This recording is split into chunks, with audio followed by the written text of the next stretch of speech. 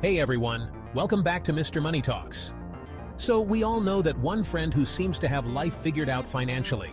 For me, that friend is a millionaire. He's got some unusual approaches to money that sound a bit, well, out there. But here's the kicker.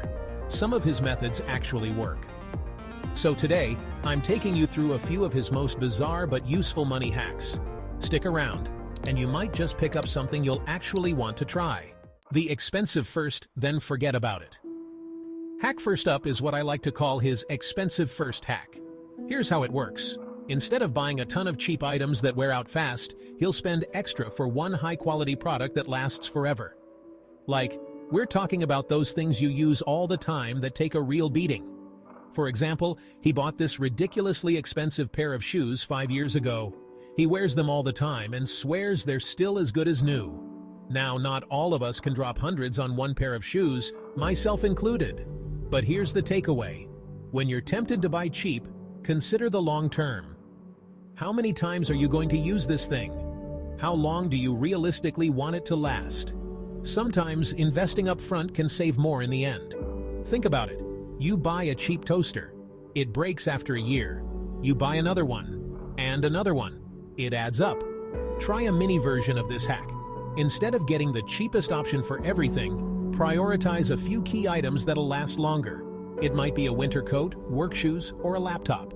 Trust me, your wallet will thank you in the long run. The set it and forget it investment hack.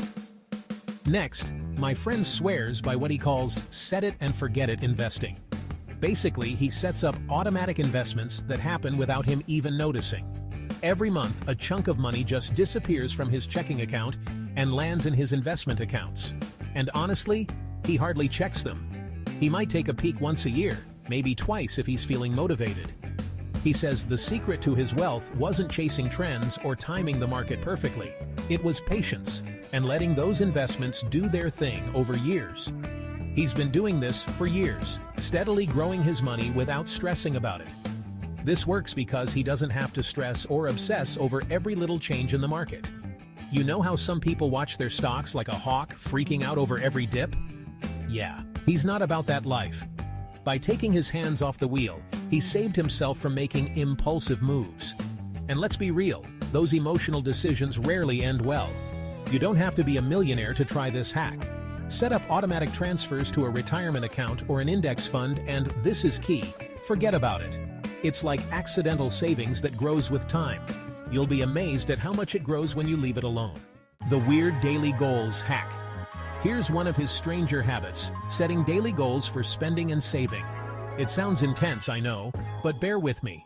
He has a limit on how much he's allowed to spend on small things every day, like coffee or takeout. We're talking about those little expenses that can really add up if you're not careful. But here's the twist.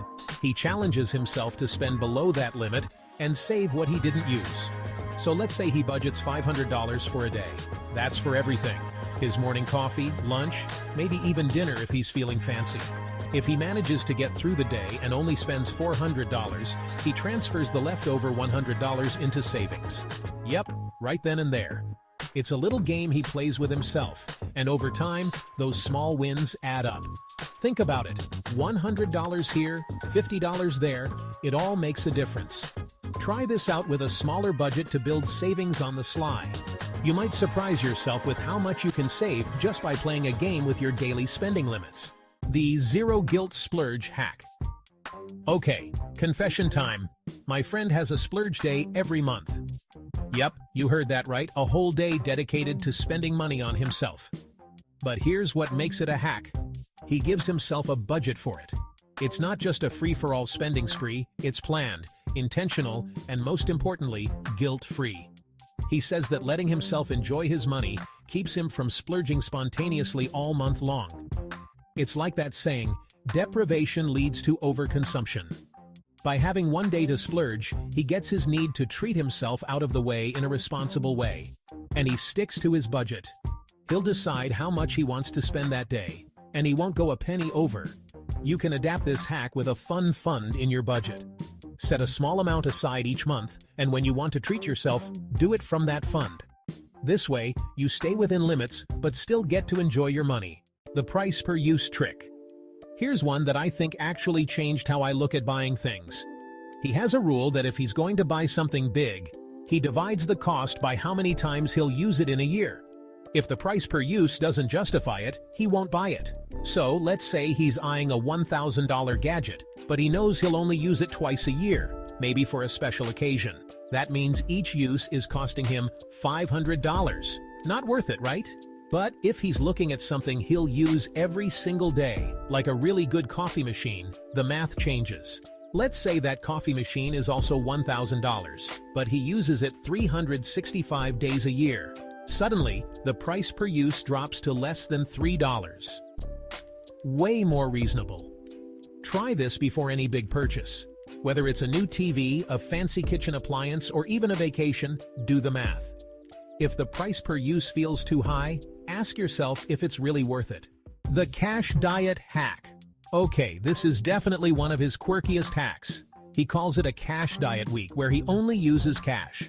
Every few months, he'll do a week where he doesn't touch his credit cards, debit cards, Apple Pay, nothing. It's just him and a stack of cash. He says it's a reminder to keep his spending in check.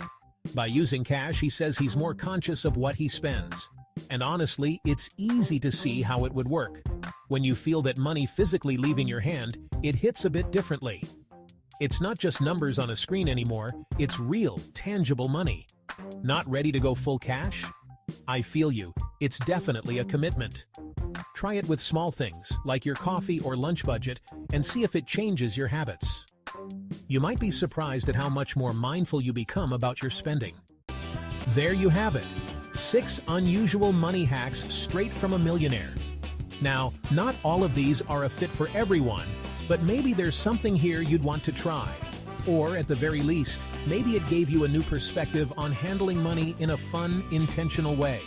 And hey, if nothing else, it's proof that even millionaires have their own quirky ways of staying on top of their finances. Subscribe for more money tips that make you a millionaire, or at least make you smile.